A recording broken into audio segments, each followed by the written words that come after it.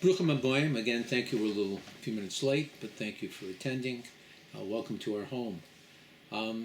Tonight, we're going to start a two-part series on the leper in Judaism.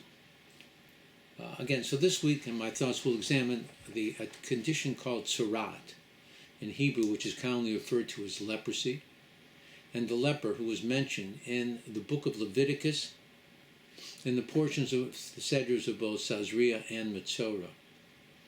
I think that this topic is relevant to our society today, since gossiping and talebearing, are what cell phones and the internet are all about. So let us examine how the Torah perceives this transgression and also how it applies to our modern world. Leprosy as a physical condition is also known in medical terms as Hansen's disease, which is a long-term infection. However, the leprosy mentioned in the Torah is a physical manifestation of a spiritual deficiency that exists exclusively on Jewish individuals. The Hebrew word metzora, leper, is interpreted as motzi's shemra, one who brings out a bad name. In addition to a person's body, it can also affect their clothing and houses. The spiritual leper teaches us about exile, transformation, and return. The Kli Yakar states that leprosy affects three things that protect a person and their honor: their house, their clothing, and their skin. Now, the Pardes Yosef quotes the Talmud in the Tractate of Kedushin that Tov Shibarofim Legehenim. It translates to mean that the best of the doctors go to purgatory. What does that mean? So he explains that these words mean that one who speaks Lashon Hara is a good doctor to a person of whom he has spoken about. Now, the Talmud tells us that when a person speaks Lashon Hara about another individual, what they do is remove all of that person's sins, and they receive them. So he, the good doctor, benefits the subject of his gossip, and he in turn, he receives Gehenna, purgatory. Tzaras, leprosy, is a disease that can affect a person's house, clothing, and body. Our sages tell us that there are 7 reasons that could cause a person to be afflicted with this condition. However, the main reason attributed for this affliction is speaking Lashon Hara, gossiping about another person. One should know that what is spoken is not a lie. It is true. Yet it is considered to be one of the worst sins that a person can transgress. Talebearing destroys relationships, marriages, and even friendships. God Almighty sees this sin as so serious that he tries to dissuade the talebearer with a wake-up call to alert him that he is playing with fire, the fire of Gehenna, of purgatory. Rabbi Yitzchak Goldwasser states that there are many what we call av hatuma, main categories of defilement, such as the body of a human being who has died, or a nevela, the carcass of a large animal, or eight small mammals. This is in addition to human sperm, or a nida, a menstruant woman, or one who was even given birth. In one way or another, each one of these scenarios alludes to a termination of life, a lost opportunity for producing life, or a time frame in which reproduction is not a viable condition. Even the new mother is defiled since she has just given birth. A life has left her body. So based on this theme, why is it that leprosy is included in this category of main categories of defilement? Misusing speech is one of the most destructive sins that a person can transgress. Man's supremacy over the animal kingdom is based upon his ability to express himself through intelligent speech. Man is referred to in Hebrew by the title medaber, one who speaks. When a person degrades his gift of speech, he destroys a part of life. While it is the organs and physical makeup of a person that makes him human, it is the power of speech that gives him life and distinguishes him from the animal kingdom. Speech is the bridge that, so to speak, unites the spiritual with the physical. So leprosy, which occurs because of Lashon Hara, is very much associated with death, as are all other forms of defilement. Now, God Almighty brings on the affliction in stages, initially, to a person's house, which may be demolished. If that warning isn't enough, then to a person's clothing, which may have to be burned. Then, if the person doesn't heed these two warnings, it would appear on his body. He would then be compelled to leave his residence and live in virtual solitary confinement outside the city until he is cured. Now the Rambam, Maimonides, writes that tsaras, leprosy, is a sign and wonder prevalent amongst only the Jewish people.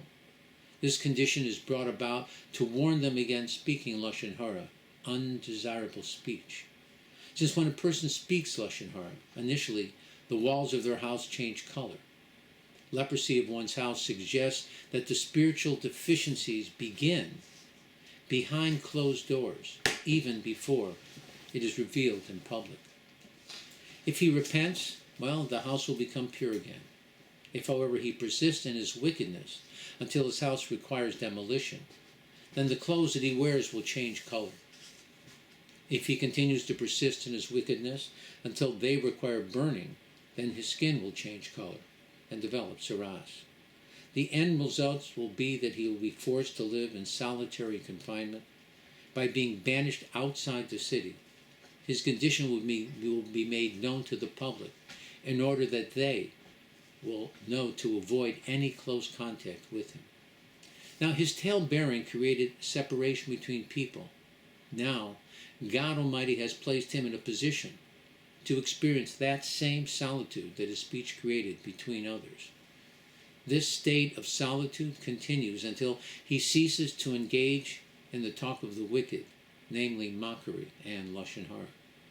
The Maharal of Prague says that leprosy is a living expression of death, a manifestation of death in a living, breathing creature, which makes the leper the lowest form of life. The Talmud in the Tractate of Erechim states that the magnitude of the sin of one who speaks Lashon Hara is actually more severe than even one who violates the three cardinal sins that a person must give up their life for, which are murder, sexual improprieties, and idol worship.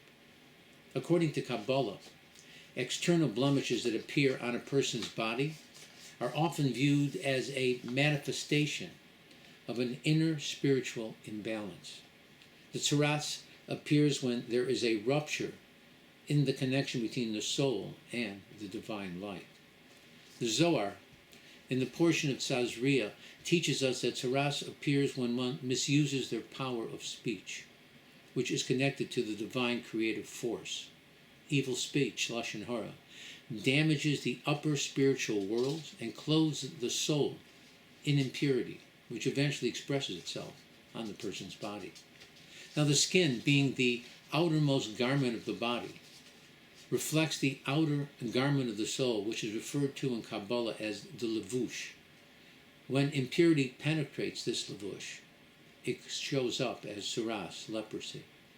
According to the Arizal, Reb Isaac Luria, this exile is not a punishment. It is a tikkun, a process of rectification. The leper is sent outside the camp, which mystically parallels exile from the divine presence, the Shekhinah. The soul's disconnection is due to the impurity that the sin of Lashon Hara creates. The isolation of the leper allows for the possibility of teshuvah, repentance. The purification process is symbolic of the soul's return to a spiritual realignment. Their exile is really not meant to be only punitive. Its true purpose is to be transformative. The Arizal states in Shar HaGilgulim that leprosy can also be a sign of a soul undergoing rectification from a previous lifetime, a soul that misused the power of speech or who brought division among people in a previous incarnation, might be forced to return as a Metzorah to correct this transgression. Now, Hasidic teachings interpret the isolation of the leper and their silence as a process of rectifying the misuse of one's mouth, the faculty of dibur, speech. By being isolated and silent, the Metzora is compelled to regain an appreciation for the importance of interpersonal relationships and the spiritual faculty of communication, preparing him to once again be a vessel for holy speech. The person who speaks Lashon Hara feels that he did nothing wrong. It's not like he performed an action. All he did was speak. The Hebrew word dibur, speak, and the Hebrew word davar, a thing, have the same exact letters. Our mouths have the power to create or to destroy. That choice is in our words. The leper says, "What did I do wrong? I only spoke. And in addition, what I said was true." The sin of Lashon Hara is gossiping about others, not lying. That is a sin by itself. His isolation is brought about by the Kohen, by the priest, saying just one word, tameh, unclean. And then the leper's return to society is again brought about by the Kohen mentioning one word, saying the word tahor, clean. Since positive speech mirrors the divine act of creation, beginning with the words that God Almighty uttered at the beginning of creation, Vayhi or, let there be light, speech, when misused, shatters vessels in the upper world referred to as Shvirat HaKelim, which causes a leak of the divine light. The Talmud in the Tractate of Sanhedrin 98b refers to Mashiach as the leper of the house of Rebbe. The mystical interpretation of these words is very powerful. Just as the leper suffers on the outside for the sins of the community, Mashiach, the Messiah, suffers in the spiritual exile, bearing the pain of the world's imperfections. The leprosy symbolizes the concealment of light, suggesting that beneath the affliction lies a soul of tremendous purity. The Zohar states that one who speaks Lashon Hara causes a blemish in the higher worlds, and that this blemish descends and marks the person's skin. It also states that the skin is associated with the lowest garment of the soul. Saras appears where divine light is no longer able to flow properly. It is also linked to the serpent's skin. After Adam, first man, ate from the tree of knowledge, the snake was punished by God with saras, leprosy, seeing it as an embodiment of klipa, the spiritual husk of impurity. So the question becomes, why are wool, linen, and leather the only clothing that are subjected to leprosy? The Pirkei de Rebbe Lezer stated that when the snake in the garden was cursed by God Almighty, Adam and Chava, first man and woman, skinned it. The first clothing that God Almighty made for them were garments of leather, fashioned from his hide. Cain and Hevel, the two sons of Adam, made clothing from the fruits of their professions. Cain, who worked the earth, made clothing from flax, linen garments. Hevel, who was a shepherd, made garments from wool. So these three materials, wool, linen, and leather, are the materials that were first used to fashion clothing for mankind. As I mentioned previously, the Ramban stated that saras is not a physical ailment, but it is rather a physical manifestation of a spiritual deficiency. Due to the elevated status of the children of Israel, it is only proper that the divinity of God rest upon their bodies, their clothing, and their houses. So when they sin, they cause the Shekhinah, the divinity of God, to depart. This departure creates a stain, which the Torah refers to as saras. Rabbi Yehuda Halevi notes in the Kuzari that there are other examples of diseases of the spirit that are expressed through physical manifestations. For example, when one is frightened, that fear may manifest itself on a person's skin by turning it white or causing small bumps to appear. Fear has no physical source.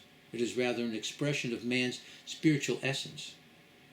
So it is not difficult to understand how sins which strike a person's spiritual essence, such as Lashon Hara, can also manifest themselves through physical changes in their body. Reb Zalman Margolis noted that the word in Hebrew for plague is nega, which is spelled nun gimel ayin. It is interesting that the word for Hebrew for pleasure is oneg, which is spelled with the exact same three letters, except that the letter ayin is placed at the beginning of the word rather than at the end. This is an illusion that when a person does tshuva, repents, his nega is then transformed into an oneg. The letter ayin in Hebrew means eye. This is an allusion to the fact that when the Kohen checks the person to ascertain whether there is a nega or not, he looks with his ayin, his eye. Now the Hebrew word saras, leprosy, has the same letters as the Hebrew word atzeret, which means a festive, solemn assembly. Now the holidays of Simchat Torah and Shavuot are both called atzeret, since they both are connected with joy. So the word saras is connected to joy, in that the sinner has the ability to correct his life and to be cured. Now, God willing, next week, we will continue with our in-depth examination of the leper in Judaism and the deeper meaning of the sin of Lashon Hara. And a better understanding is why Lashon Hara is such a serious transgression and why God has taken such care to try to stop us from indulging in it. So let us all pray for a swift and decisive victory in the war of the Middle East, for the total annihilation of Iran and all of her proxies. May the attack on Iran and its nuclear sites be viewed as one of the final pieces of the jigsaw puzzle that we refer to as Mashiach. Let us pray for the release of all the hostages and their safe return home to their families. Let us all celebrate the safe return of all those hostages that have recently been released. And may God Almighty cure the sick and injured, comfort the mourners, and return home all the brave IDF soldiers led by Mashiach Tzidkenu, and may he come quickly and in our time. Again, let me thank you for attending, for taking the time to listen. Hopefully you'll find this interesting and informative. Please push the like button. If you haven't subscribed, please do. And again, try to share it with your friends. They may find there's a much more depth, much more wisdom to Torah, and the things we learn, it's not outdated. It's very current. It's something that will help all of us live our lives. After all, Bible, a book of instruction by which to live on earth. May God bless you all. Stay safe, stay happy, stay prosperous. It doesn't hurt. God bless you all. Shabbat Shalom. Again, thank you for attending.